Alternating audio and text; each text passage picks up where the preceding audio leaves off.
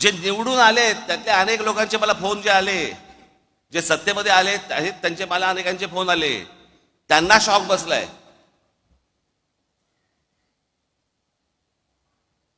अहो 4-5 जागा येतील म्हणजे कसं आहे, भारतीय जनता पक्षाला 132 काय जागा मिळाल्या वगैरे वगैरे, चला ठीक आहे.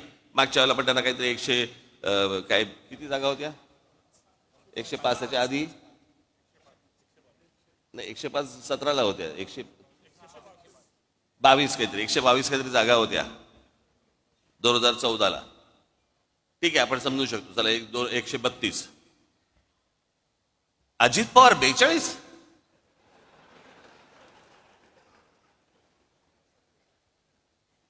म्हणजे 4-5 जागा येतील की नाही असं सगळ्यांना वाटत असताना अजित पवार 42, कोणाचा तरी विश्वास बसेल का याच्यावरती? आणि जे इतकी वर्ष या महाराष्ट्रामध्ये राजकारण करत आले, ज्यांच्या जीवावरती हे अजित पवार, भुजबळ बिजबळ सगळेजण मोठे झाले, त्या शरद पवारांना 10 जागा मिळतात. मग हे न समजण्याच्या पलीकडची गोष्ट आहे, न समजण्याच्या पलीकडची. गेल्या 4 महिन्यापूर्वी लोकसभा झाली. त्या लोकसभेला सर्वात जास्ती ज्यांचे कोणाचे खासदार निवडून आले असतील तर ते काँग्रेसचे निवडून आले. त्यांचे 13 खासदार निवडून आले काँग्रेसचे. बरोबर बोलतोय? एका खासदाराच्या खाली किती आमदार येतात? साधारणपणे 5 ते 6 आमदार येतात. 6 आमदार येतात, बरोबर आहे. सर्वसाधारणपणे किती आमदार यायला पाहिजे होते काँग्रेसचे? सगळे 6च्या 6 नाही पकडलं, पण एखाद्या मतदारसंघामध्ये 6च्या ऐवजी समजा 4 आलेत, 3 आलेत, काहीतरी त्यांचे 15 आमदार येतात.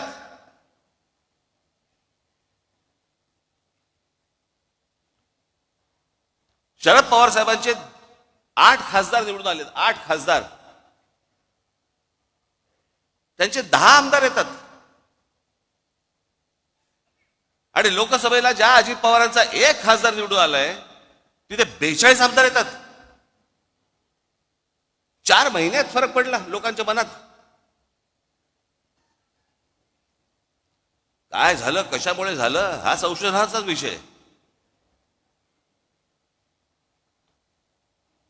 मी तुम्हाला आज काय सांगायला आलोय, या मतदानावरती जाऊ नका. लोकांनी आपल्याला मतदान केलेलं आहे, फक्त ते आपल्यापर्यंत आलेलं नाहीये.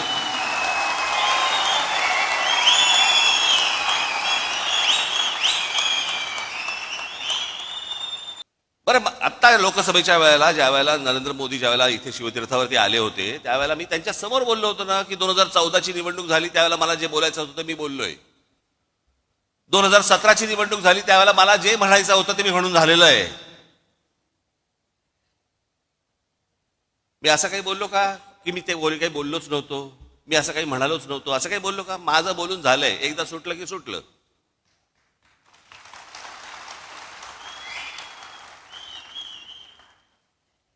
आणि जे बोललो होतो त्या सगळ्या गोष्टींना आधार होते. जे चांगलं कराल त्याला चांगलं म्हणू, जे वाईट कराल त्याला वाईट म्हणू. ह्या सगळ्या गोष्टीच्या तुमच्या समोर आणल्या. हे कृपाशंकर सिंग, बबनराव पाचपुते, अजित पवार, हे सगळे देवेंद्र फडणवीसांनी किती लोकांवरती आरोप केले आतापर्यंत? भ्रष्टाचाराचे किती लोकांना बरोबर आरोप केले? कित्येक लोकांवरती जे तुम्हाला आता त्यांच्याबरोबर मंत्रिमंडळात दिसतील. कित्येक लोक तर आता देवदर्शनाला जातात, पूजा करतात, देव पायात ठेवतात की फडणवीस किंवा किरीट सोमय्या कोणीतरी आमच्यावरती आरोप करा. चला, आरोप केल्यावर आतमध्ये जाता येतं.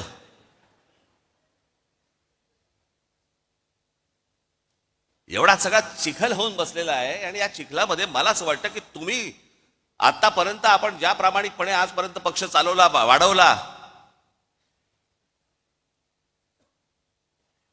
अनेक लोकांना हे असतं राजसाहेबांनी भारतीय जनता पक्षाच्या किंवा कोणाला नेत्यांना भेटलं नाही पाहिजे.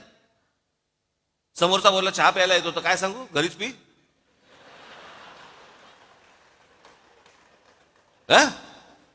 तुम्ही काय वेगळं सांगाल?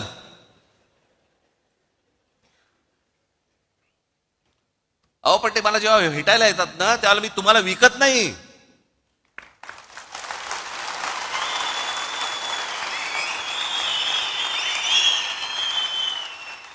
आणि माझा मराठीचा बाणा देखील मी बोथट करत नाही.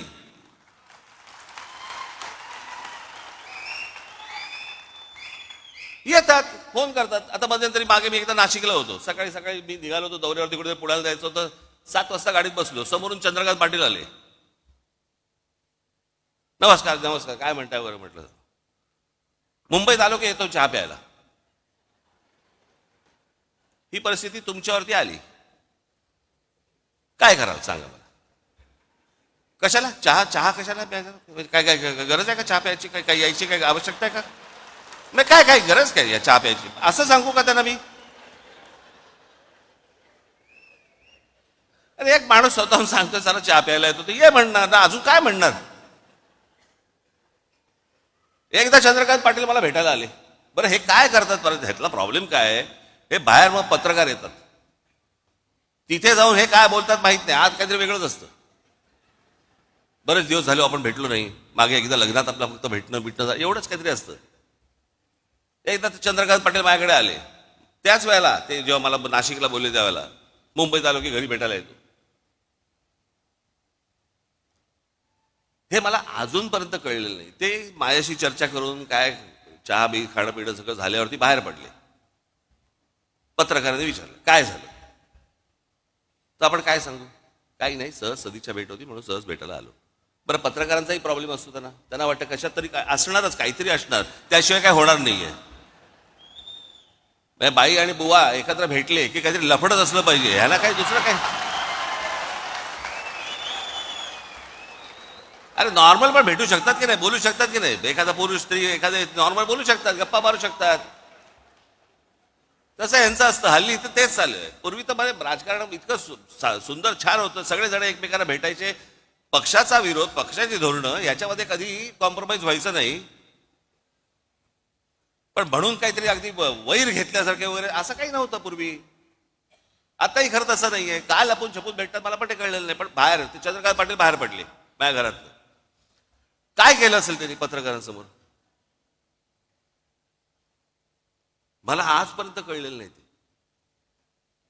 त्यांना प्रश्न विचारला, पाटील साहेब 1 तासभर तुम्ही आतमध्ये होतात, काय चर्चा झाली.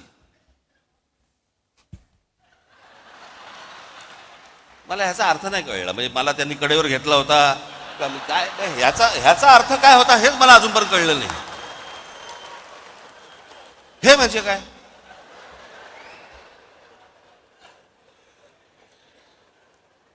बरं मी काय पाहिलं नव्हतं. ते गेल्यानंतर पत्रकार आले आणि मला म्हणाले की त्यांनी असं केलं बाहेर गेल्यानंतर, म्हणजे काय झालं. मी म्हटलं असं केलं म्हणजे काय झालं. आम्ही दोघे एकमेकांना तेच विचारतोय, म्हणजे काय झालं. काय इकडे मी अक्रोड ठेवलं होतं, त्याच्यामध्ये दाबून दिलं आणि मी अक्रोड फोडून दिलं वगैरे, काय म्हणजे झालं काय.